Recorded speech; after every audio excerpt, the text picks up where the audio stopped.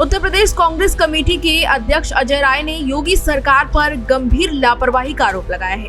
बता दें कि अजय राय ने योगी सरकार को पूर्व सैनिकों के कल्याण और पुनर्वास विभाग को लेकर लापरवाही को लेकर उन्होंने कहा कि सरकार की संवेदनहीनता के कारण प्रदेश में हजारों पूर्व सैनिक और वीर नारियां और उनके परिवार के लोग परेशान हो रहे हैं। अजय राय ने मुख्यमंत्री योगी आदित्यनाथ को पत्र लिखकर स्थिति को तुरंत सुधारने पर और साथ ही साथ रिक्त पदों पर शीघ्र भर्ती करने की प्रक्रिया की बात कही है और इस पर उन्होंने मांग की है कि जल्द से जल्द इस प्रक्रिया को शुरू किया जाए।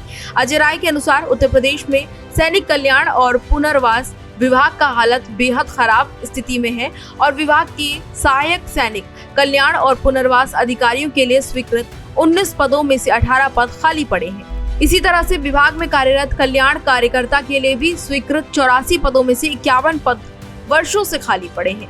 बता दें कि ये पद उन सेवानिवृत्त सैनिक अधिकारियों के होते हैं जो कि कर्मचारी के लिए होते हैं और इसके साथ ही जो सेवा और इसके साथ ही रक्षा क्षेत्रों में नियमों, दस्तावेजों और कल्याणकारी योजनाओं की गहरी जानकारी रखते हैं। इन पदों के खाली होने के कारण विभाग का कामकाज लगभग ठप हो चुका है। इनका असर अब उन पूर्व सैनिकों और उनके आश्रितों पर पड़ रहा है, जिससे उन्हें काफी ज्यादा परेशानी हो रही है। उन्हें पेंशन, स्वास्थ्य सेवाएं, इसके साथ ही पुनर्वास और अन्य सहायता प्रदान करने में काफी मुश्किलें हो रही हैं। अजय राय ने स्थिति को काफी गंभीर बताया है और सरकार पर निशाना साधा है और कहा कि उदासीनता पूर्व सैनिकों और वीर नारियों के सम्मान में खिलवाड़ है।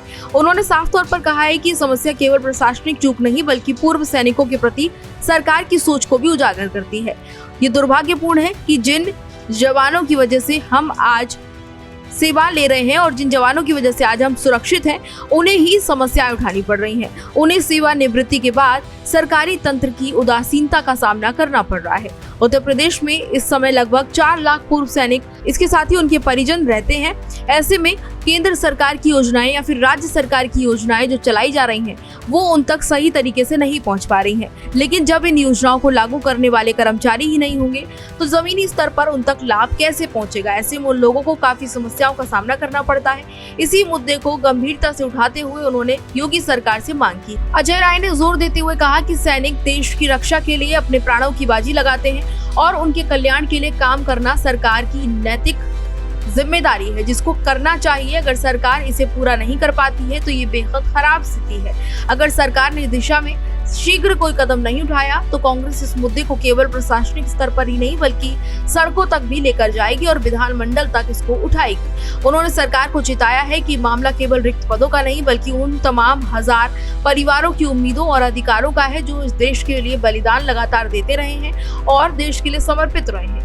इसके साथ ही उन्होंने ये भी कहा कि सरकार को चाहिए कि वे संवेदनशीलता के साथ पूर्व सैनिकों के कल्याण के लिए ठोस कदम उठाएं। ये मामला न केवल एक प्रशासनिक विफलता है बल्कि गहरी उपेक्षा को भी दर्शाता है कि किस तरीके से जवान सैनिकों के अधिकारों का हनन किया जा रहा है। सरकार उनके लिए नीतियां नहीं बना रही है और ये बेहद खराब स्थिति है। कांग्रेस का साफ तौर पर ये मानना है कि सैनिकों के साथ कोई समझौता नहीं होना चाहिए और इनके हितों की रक्षा प्राथमिकता पर की जानी चाहिए।